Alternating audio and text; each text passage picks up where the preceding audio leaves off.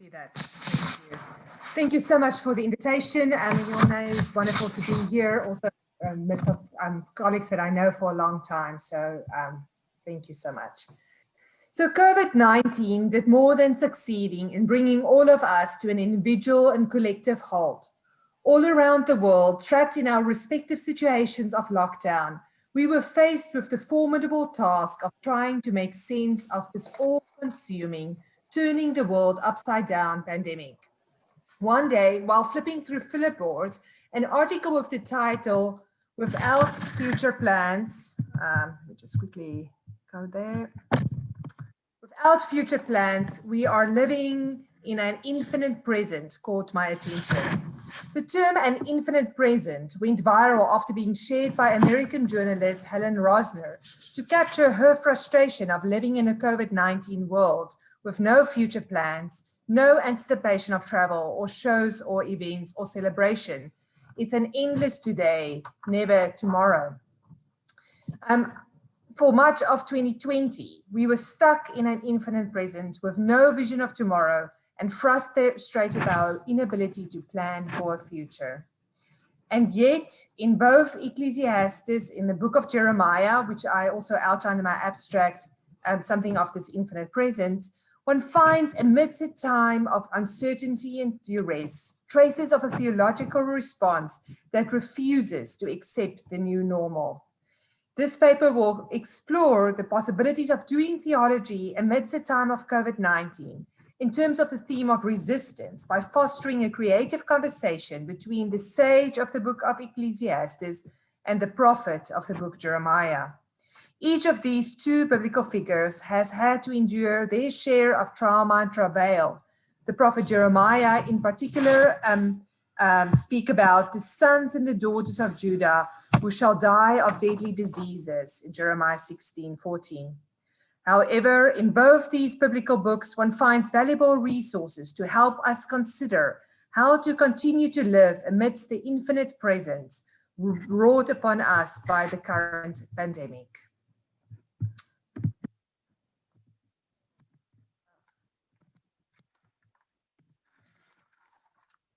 It is during this time of the infinite present, which had become our new normal during the time of COVID-19, that I was drawn to the notion of what I would describe as the present infinitive in the book of Jeremiah. Born out of the devastation of imperial tax, followed by famine and deadly pestilence sweeping through the land, this book reflects the efforts of the traumatized prophet, representing a traumatized community, to make sense of a calamity that far exceeds what we have had to be facing in 2020, that forever will be known as the year of the plague. However, amidst the honest and raw expression of a national crisis, which affected individuals in some very concrete ways, one finds in the middle of Jeremiah a couple of chapters in which the prophet is doing theology in a time of disaster, in a way that defies his current circumstances. In a context in which people have been uprooted and torn down, the intended audience in Jeremiah is told by the prophet to resist their situation by engaging in a number of basic everyday activities presented in the form of the present infinitive. The so-called Little Book of Comfort starts with Jeremiah in Jeremiah 29, writing a letter to the exiles in Babylon. In this reality therapy of sorts, Jeremiah is telling the exiles to accept the situation which they find themselves, to settle in for the long haul, for the exiles going to last a while, for the most of the addressees, their entire lifetime. But acceptance does not mean passivity. The prophet's exhortation to engage in present active infinitive verbs, to build, to plant, to build a family, to engage in diplomacy, represent tenacity, or one could say persistence, insistence, determination, stubbornness, resolve, all synonyms that reflect the call not to give up, to continue to live amidst the misery that has befallen them. All these activities require hard work, daily laborious activity that in the end yield fruit and give life. In a context in which houses were torn down, the exiles are called upon to build again, to plant vineyard as a direct response to the enemy's scorched earth policy. It is these acts of engaging in everyday actions, mundane and special occasions alike, which are at the root of theology as resistance in the book of Jeremiah. But the prophet is not merely doling out advice to others. In chapter 32, Jeremiah is shown to actively live his own advice there where he finds himself, confined in the house of the prison warden, in a sense doubly trapped as the city of Jerusalem is beleaguered by the Babylonians. In this situation of which we may now describe as lockdown, the prophet himself is not passive, but rather acts in a way that mirrors the advice he has been imparting onto the exiles in Jeremiah 29. In a profound act of resistance, the prophet in Jeremiah 32 engages in a counterintuitive real estate transaction, which serves as a primary means of expressing Jeremiah's agency and subjectivity, as the prophet is shown to buy a portion of land at the request of his cousin, who had come to visit him in prison. To buy land implies to have land on which one is able to conduct the life-giving activities in which Jeremiah had implored the exiles in Jeremiah 21 to engage: building homes, planting vineyards, building families. Perhaps I could resonate with Jeremiah's message of building, planting, and buying a place in which such life-giving activities might ensue, because during those days of the extremely hard lockdown my country, South Africa, was living through, present infinitive actions of building, planting, and building relationships served as a way to offer resistance against the tyranny of the infinite present. And for 5 very long weeks, we were not allowed to go out of the house except to go buy food or seek medical attention. Even exercise was prohibited, together with alcohol and cigarettes, of all things. During this time, people began to engage in small life-giving actions that sought to cling to beauty and joy.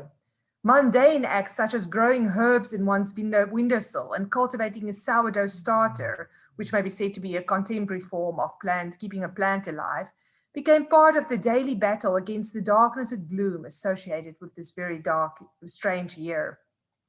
I was particularly drawn to Jeremiah's act of buying land, as quite ironically, my husband and I engaged in the counterintuitive act of buying a house ourselves, in miraculously selling the home where we, for the past 14 years, had built a family and a life during lockdown. Suddenly, this year of the plague was filled with new meaning as we transitioned from one life to another, practicing the art of letting go and traveling lighter, as we tried to figure out which of our furniture and possessions would fit into this new space.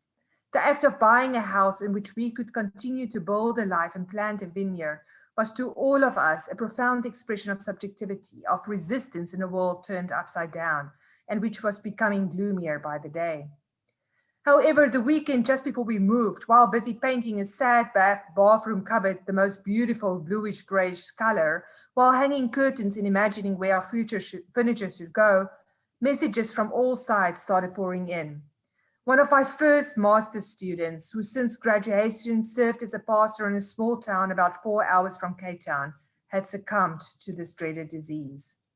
I was struck by the surreality of it all. While I was painting, planting, and building, actively celebrating life, beauty, and joy amidst the pandemic, another gentle soul succumbed to COVID. I suddenly wondered whether Jeremiah's message in the little book of comfort of engaging in the present infinitive in order to counter the infinite present still holds water. It is at this point that I turn to a second biblical text from the pen of the sage Kohelet, whose counter voice in the book of Ecclesiastes emerges out of a profound sense of disillusionment as expressed in the refrain, "Everything is hevel." The book of Ecclesiastes is profoundly aware of the ephemerality of everything, including life itself, the vexation of the work and the pursuit of happiness that causes so much mental anguish and suffering in human beings. And yet, despite the realization of the infinitely flowing stream that never fills, an internally recurring wind, and a perpetually rising and setting sun, David Hankins argues that human beings' actions are steered by what he described as the internal infinite, based on the reference in Ecclesiastes 3:11 that God had planted a sense of the eternal or the infinity in people's mind, while at the same time being unable to find out God's intentions. Hankins argues the desire, which he describes as the urge to seek satisfaction in the objective world, is an integral part of the human condition. In terms of the internal infinite, human beings are thus inclined to, in fundamental expression of human subjectivity, continuously repeat this never-ending pursuit of fulfilling one's desires. It is precisely amidst the reality of the infinite present that inform human beings' incessant pursuit of meaning, work, and pleasure, that Kohelet, in a manifestation of the internal infinite, exhorts his readers to immerse themselves fully in the immediate context by embracing their passions. In conversation with Deleuze, Hankins argues that Kohelet is using a series of concrete quotidian actions, eating, drinking, loving one significant other, to bring about affective experiences and new social relationships. Kohelet, even though experiencing some sense of alienation that requires one to assess what one values and the quality of one's attachments to others and to the world, calls on people not to disengage from their concrete reality, but rather to focus on what attaches us to it. It is by bringing this reflective distance to consciousness that Kohelet is exhorting his readers to live into it. One thus could perhaps say that it's within the infinite present, compelled by the internal infinite, that readers are to engage in the present infinitive. In conclusion, we learn from, in this reflection of doing theology in a time of pandemics, for sadly COVID-19 may not be the once in a 100-year event, we hope, we connected in a type of virtual encounter, what Griselda Pollock described as an act of transsubjective border linking with the sage Kohelet and the weeping prophet Jeremiah. As we, in an act of solidarity, reach across the centuries to a world far away, we realize that we are not alone after all. We learn from Kohelet a realistic acknowledgement of the reality of the infinite present that includes also the recognition of the finitude and the fragility of life. Nevertheless, this keen awareness of the fleetingness of human life and all of human endeavors is taken up in the eternity of God. We saw how, despite it all, Kohelet could emerge as the preacher of joy. His recurring exhortation to eat, to drink, to find joy in one's work, as well as in one's relationship with significant others, matches that of Jeremiah, whose advice of engaging in present infinitive actions has been so helpful to myself and to others in maintaining some sense of self amidst the insanity of this past year. Echoing Jeremiah's refrain concerning building and planting, Ecclesiastes resigns himself in the fact that there will be times for building and planting, while also acknowledging those times in which breaking down and uprooting inevitably will transpire. And as we have so keenly become aware, dying and weeping and mourning. Thinking of Ecclesiastes together with Jeremiah, though, perhaps we are reminded that in times of uprootedness, we plant. In times when everything is torn down, we build.